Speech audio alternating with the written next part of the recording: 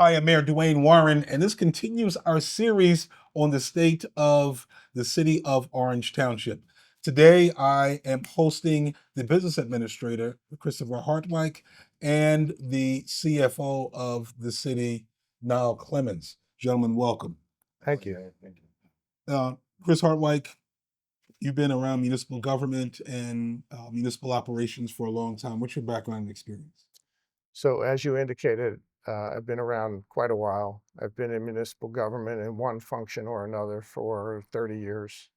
Um, I spent time as a redevelopment council, time as special finance council, time as general counsel to a host of municipalities. I then did a stint at the Port Authority of New York and New Jersey, where I was the director of law and the first deputy general counsel responsible for the day-to-day operations of a budget that exceeded $300 million a year. Um, and then I left the Port Authority, became a partner in a law firm in Newark, stayed there, started a consulting firm called Concilium Consulting, which advised uh, business partners of the Port Authority and people who wanted to do business with the Port Authority on matters of regional transportation and infrastructure. And then you were kind enough to offer me this job, in which I became the business administrator in August of 2016. To become a business administrator, is there any special licensing required? Any kind of training from the state? No, there are programs and seminars and webinars that are offered for training on a voluntary basis, but there are no specific requirements other than to be appointed by the mayor and confirmed by the city council. And you're part of the New Jersey League of Municipalities, and you go to their functions and their seminars. How do you find that to be informative? It's extremely informative. You catch up on changes not only in the law, but in best practices involving municipalities, involving the administration of departments. Um, and you get to network with a number of other business administrators and city managers throughout the state to find out what they're doing, how they're doing it, what the best practices that they've implemented are. Very good.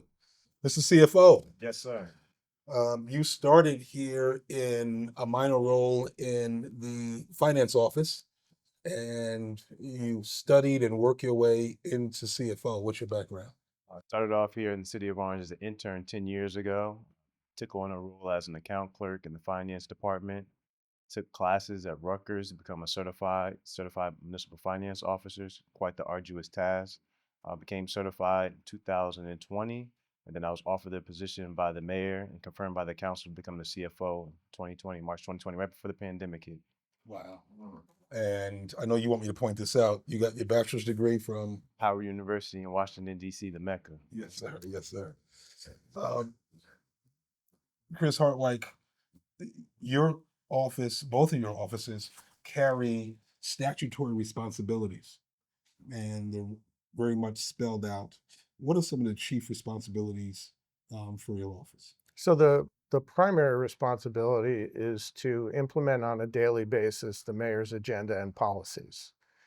We do that through supervision of all of the department heads throughout the city on a day-to-day basis. In addition, I head the Department of Administrative Services, which is responsible for a centralized purchasing system, information technology system. Procurement comes under the obviously the centralized purchasing system. We handle personnel, employment and labor negotiations, insurance, fleet management, a number of things that are not captured by other departments fall under administrative services. Pretty expansive. CFO Clemens, you are a numbers person and focused on the budget.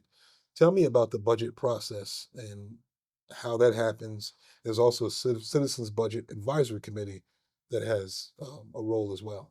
So we have a calendar year budget in the city of Orange. It goes from January through December. So the process for the upcoming year starts in the fourth quarter of the preceding year. So the departments have put together their requests. Then we'll formulate meetings with the business administrator. We'll go over their requests line by line. They'll justify these line items, what they're needed for, why there are additions over the prior year budget, and how that money will be allocated. After we have those department meetings internally, then the mayor's budget will be introduced to the council. They'll approve it, and then from that process on, we'll have budget meetings with the council. So that's when the Citizens Budget Advisory Committee will come into play. They'll weigh in. We'll have meetings like the council meeting via Zoom. They've been held recently, where we'll go through each department. They'll go over their requests to the council, justify their request, and then from there, the Budget Advisory Committee will weigh in meeting by meeting, what they recommend, what they like, what they do not like. At the end of that process, we'll have amendments, the changes that were made by the council to the initial budget. And then once those are all finalized, we'll have an adopted budget that'll go before the council to be approved. Be hard work when the budget is approved. There's some interaction with state agencies. Tell us about that. Well, typically over the last several years, we've required an appropriation cap waiver. Appropriation cap waivers have to be approved by the local finance board, which is part of the Department of Community Services that oversees local financial activities of municipalities. We have no requirement to go to the local finance board for anything other than an appropriation cap waiver. We're not under any restrictions from the local finance board or the department. They don't have to approve our budget other than, as I said, the appropriation cap waiver if we need it. There is no monitor in place or anything of that nature. The city's fiscal affairs are independent of state oversight. Tell me about the process. We've done a number of roads and infrastructure in the town, and we've taken full advantage of all of the resources at the iBank. What is the iBank, and how have we taken advantage of that opportunity? Sure, the iBank is the infrastructure bank set up by the Department of Transportation, and there is loan forgiveness on the first $1 million. There is interest forgiveness of 50% on the balance. And we have applied annually to have road programs done or financed through the infrastructure bank because it's the cheapest financing that's available. Have we been approved every year? We've been approved every year. We've also, I should add, applied to the Department of Transportation for grant funding at the same time that we applied to the iBank, and we've been given grants every year to do roads. Wow. A CFO, tell me about the process that you use to track these grant dollars and other monies that are other than city coffers from taxpayers. So we use an accounting system. The accounting system is Edmunds. It tracks all of our encumbrances. So we have grants set up by receivables that are money that are owed to us. We have them set up as appropriation reserves, which are money is going to be paid out to different vendors according to which grants were being used. And we have appropriated reserves, which are grants that have come in that haven't yet been allocated for specific purposes. But every year, every quarter, we go through each grant, make sure that expenditures that have been set out that haven't received receivables yet, we're contacting these state agencies or these federal agencies to make sure that those dollars are coming back in from monies that were spent already for roads like NJDOT or an opioid grant or some of the health grants that have come out since COVID has hit. Either one of you can answer this. It's a budget question.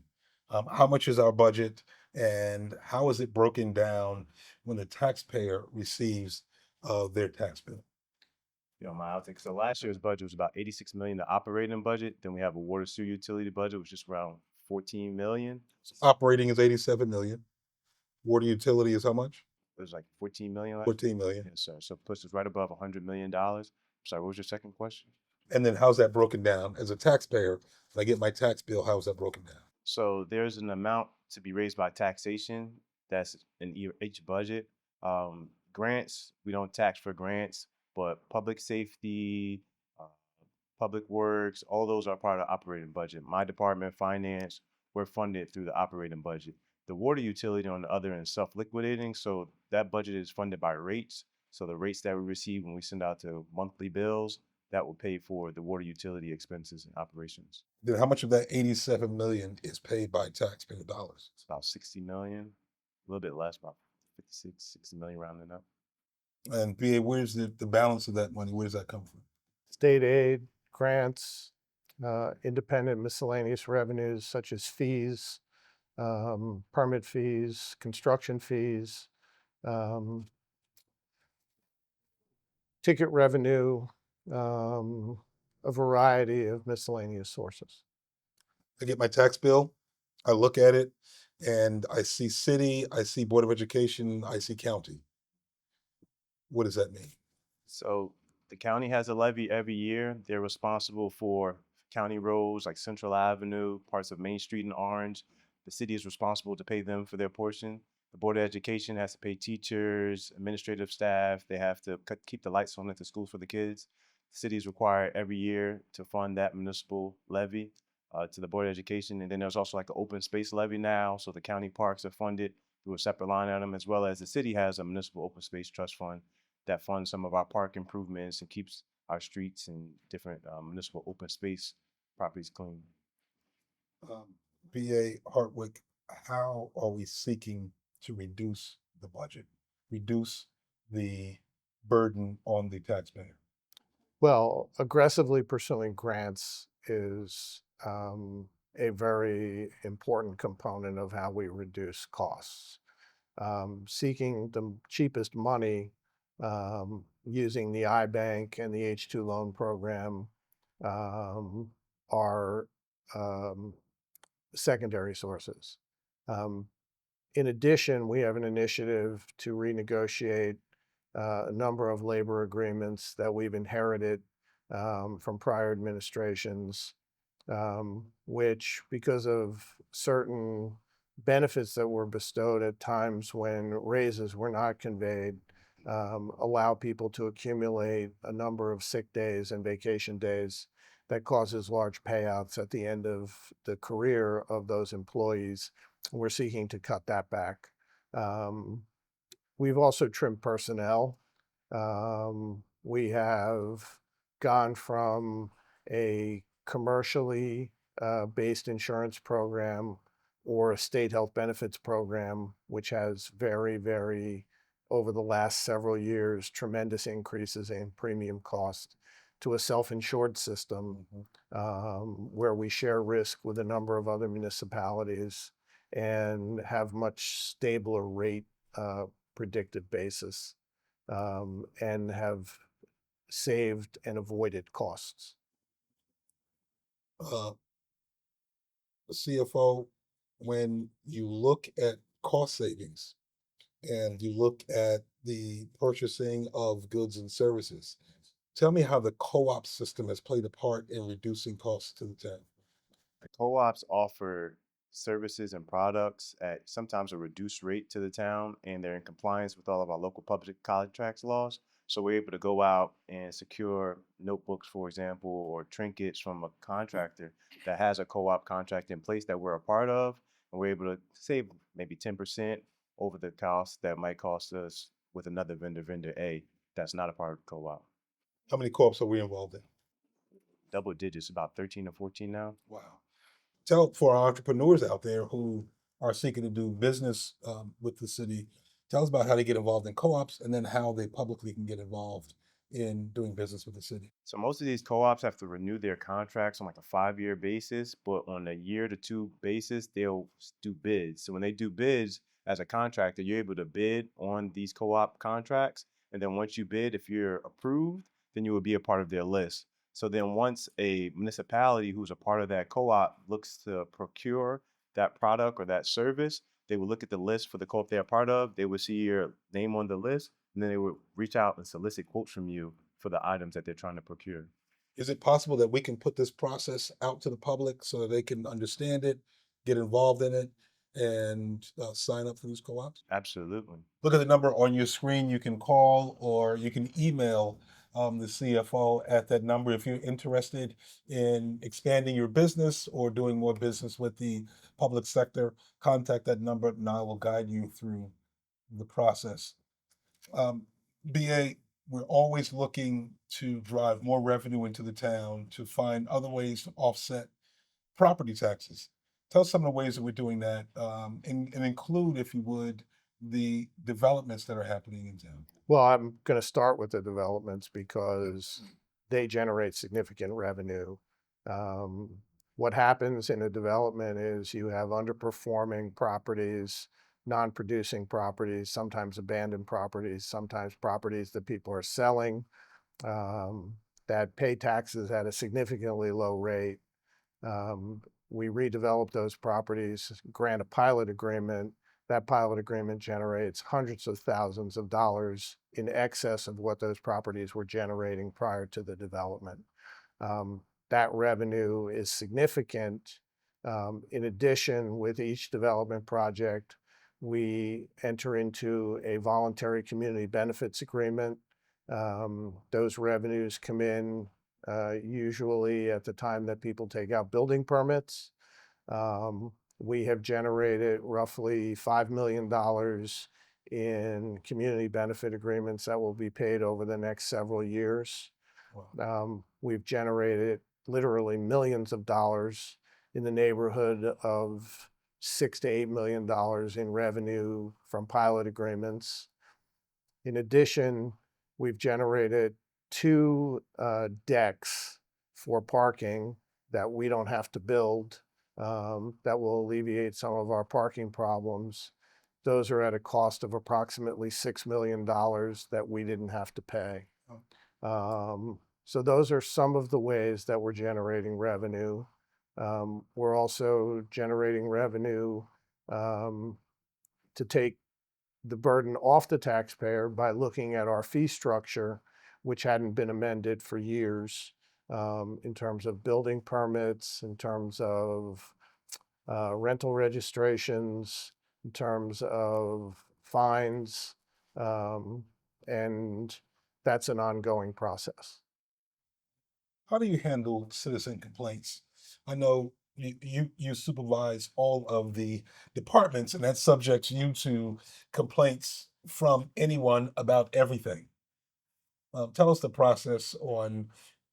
Sometimes we need to reach the supervisor of a department to get our issues addressed. Tell me about the process, and we're going to put your number up on the screen, your cell phone number, and your email address, so they can contact you directly. But what is the process that they should follow, and what information should they have before they get to you so that their issues can be addressed efficiently? Sure. Um, First of all, the complaints usually come in to me via phone or email. Um, and I have an unlimited email box. I also have an unlimited voicemail messaging system. There are no limitations. So I can't miss a message. Good. Um, we start with the concept that the constituent is always correct. We evaluate the problem that's presented, determine which department should be involved in its solution, bring that department into the discussion of the problem, uh, formulate a solution, and implement that solution. Oftentimes, it may require more than one department. We communicate back to the constituent exactly what we're doing or what we've done. And the problems that come in or the issues that come in vary significantly. They go from property maintenance code violations to a non-working fire hydrant to a sinkhole or a pothole that hasn't been addressed to a light that may be out and or to tax payment issues or bill payment issues that they're having with another office. So it's important for us to communicate internally to come up with an answer and a solution that we can present to the constituent. Thank you. Well, CFO, you have looked into discrepancies with tax bills. You looked into discrepancies with vendors who owe money. Tell me what the process is internally when you have an issue with whether or not someone paid enough or didn't pay enough, or if the bill wasn't paid. How do you handle those issues? So we reconcile the tax duplicate of the assessments versus the collections on an annual basis. So if someone was assessed at $100,000 and they were set to pay $10,000 in property taxes, but they only paid eight, then we would see that there was a $2,000 balance, and we would give them a bill for that balance. As far as vendors and any discrepancies on their end, say if we receive 9 items that we procured versus we were billed for 11, we would make sure that that purchase order has an invoice that says that we received 9, is signed off by the department head, is signed off by the vendor, certifying that they rendered those goods or those services, so that we're not paying more than what we received. Take me through the public bidding process, public purchasing process for goods and services in terms of invoices and requisitions. So starting from the top, I also serve as the qualified purchasing agent. So being that the city of Orange has a qualified purchasing agent, our thresholds are a little bit higher than those municipalities without. So our quote threshold is $6,600. So anything over $6,600, we must solicit a minimum of 2 quotes. Our bid threshold is $44,000. So anything over $44,000, we would have to go out to bid. So that's generally a 10-day process of advertising what we're bidding for, say if it's for a road project. Once those Where's it advertised? advertise in the local paper, we advertise it on our website as well. So once those bids come in, we review all the bids, make sure that all of the responders are responsible. They check off all of the boxes. We have various requirements in all of our bids, like affirmative action. They have to certify who owns over 10% of stock in the company, submit a W-9, a BRC, different things like that. Once those bids come in, we'll review everything from the respondents. We'll determine who's the most responsible bidder, and then we will look to award a contract via a resolution at the next city council meeting. And do you work with other departments, the law department and so forth, and evaluate the bids? Yes, the law department, the administration, we all work together. It's a collaborative effort. BA, how do you keep morale up in a city this size? How many employees do you have? How many departments do you have? And how do you keep morale up? So there are 429 employees full-time. That does not include summer employees. We add approximately 75 to 100 summer employees to run various programs throughout the summer, including the pools, tennis programs, recreation programs, summer food program. So at any given time, we have over 500 employees. First thing, keeping morale up is making sure they get their paychecks on time, Yes. and that they're correct. The second thing we do is we praise employees for jobs well done, for handling the public correctly when they do so, for engaging in the appropriate training that they need to engage in order to stay on top of their particular field, to maintain their licenses, etc. We, as a city, pay for those courses so that those requirements are met at not the expense of the employee, so that everyone benefits. And generally maintain a workplace that's free of harassment, free of hostile work environment, all the things that you read about in the newspaper that go on in other places, we avoid here. That's good. CFO, you have to go through a number of trainings. Tell me how you keep up your training regimen and you keep your license current for you and other people in your office that may have to be licensed. So each license that I have requires a minimum of 25 hours. CFO license I have to renew every 2 years, and QPA is every 3 years. I take various classes at the New Jersey League of Municipalities. I take various classes at the Government Finance Officer Association Board. which I'm now appointed. I'm on the executive board now, so I'll be helping plan that conference in September. So that's taking classes via Zoom, whether it's on debt, whether it's on ethics, whether it's on just accounting. Each hour we receive a CEU, and those CEUs would be placed towards the renewal of your license on a on a 2 or 3 year basis. BA, tell me, when you come into this office, you thought that you were coming in to just wear the hat of the BA, but I've dispatched you to Trenton, to Washington, D.C., and to other places to make sure that we get all the resources that we can. How do you handle that part of the job? Sure. One of the things that my office is responsible for is the identification and application for grants. Um, we have very successfully petitioned our senators and our congressmen for special appropriation grants. We've just been awarded $1.3 million for a communications center through Congressman Payne's office, and a $600,000 special appropriation grant through Senator Booker's office for water infrastructure improvements. So staying on top of not only legislative changes, but financial opportunities that are presented both at the state and federal level is part of what we do. In addition, I also supervise the water and sewer utility, and we rely very heavily, as I've indicated, on the H2O loan program, but we are pursuing significant grants. We also have been involved, as you know, in litigation to recover damages to our water system through PFAS contamination. There are settlements in those cases that will result in the payment of hundreds of thousands, if not millions of dollars to the city to offset the costs that we have to bear to make sure that we have clean water.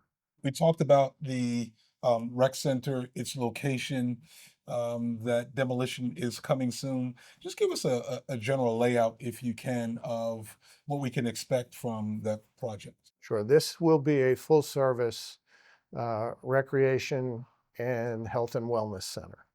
It will include an 8-lane competition swimming pool, a toddler pool, teaching pool, locker rooms for the facilities, a full-size basketball court that can be divided into 2 courts. We're playing with the idea of including a pickleball court. We may just line the basketball court so that pickleball can be played there in off hours. There will be educational space, public gathering rooms. There will be a full-service fitness center, which will include cycling, treadmills, weightlifting. There will be yoga studios. It will be a beautiful, and is designed as a beautiful full-service recreation center. I know operationally we're looking to be able to service from toddlers all the way up to those active seniors. Correct. Absolutely. In addition, tell us about the project that's going to come in Orange Park on Oakwood Avenue that's going to be done in concert with the county, and it'll be a full service facility for our use, for our seniors, and for other community use. Beautiful community center with parking. Will be facing Oakwood Avenue in the northeast corner of the park. We'll have a capacity in excess of 250 people. We'll be open to the community. Actually, we'll have views of the park as well as the gardens. It is a beautifully designed facility with a commercial kitchen, and we'll be able to host events not only for seniors, but other events for the community. Both of you gentlemen carry out your day-to-day duties under the statute, under the regulations, but also when we sit together in executive meetings, There are some visionary initiatives that I put forward that I ask you to carry out. Tell me about some of the initiatives that are coming out of your office that the public can look forward to. A more user-friendly website where you'll be able to conduct business exclusively on the website without paper. Um, we will get there within the next year.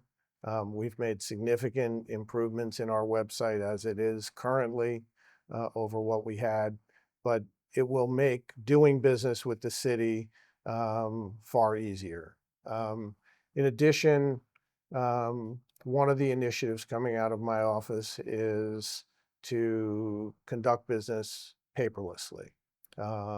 With improvements in our network, we should be able to digitize documents that we currently have and move to a paperless format so that everything can be conducted remotely if necessary or if desired. Um, Obviously, one of the biggest initiatives that you've given my office is the development of the hospital site, which, as we know, has been abandoned for over a decade, actually 2 decades now. Yeah. We recently were successful in negotiating, facilitating the purchase by a new developer, which got the old owner out of place. Fun. The city is now in control of a large swath of the hospital site with a developer in place. We have an initial redevelopment agreement. The developer is going to be holding some public feedback sessions in the next several weeks, and we hope to move on that project as expeditiously as possible. And also a rec center project in and around the current YMCA site on Main Street. A very challenging project, but a tremendous project. We've seen final designs. We have undertaken a public assessment of what facilities are needed. We have facility designs. We'll be coming forward with a redevelopment agreement and a financial agreement at the first meeting in May, so that the council can approve those agreements.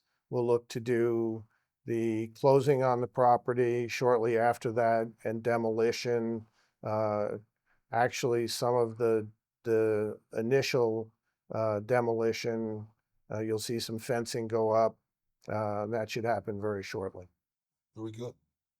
CFO, you have some initiatives that you would like. You're always seeking to try to find ways to be efficient and to trim some of the fat and the process out of municipal government. What have you come up with?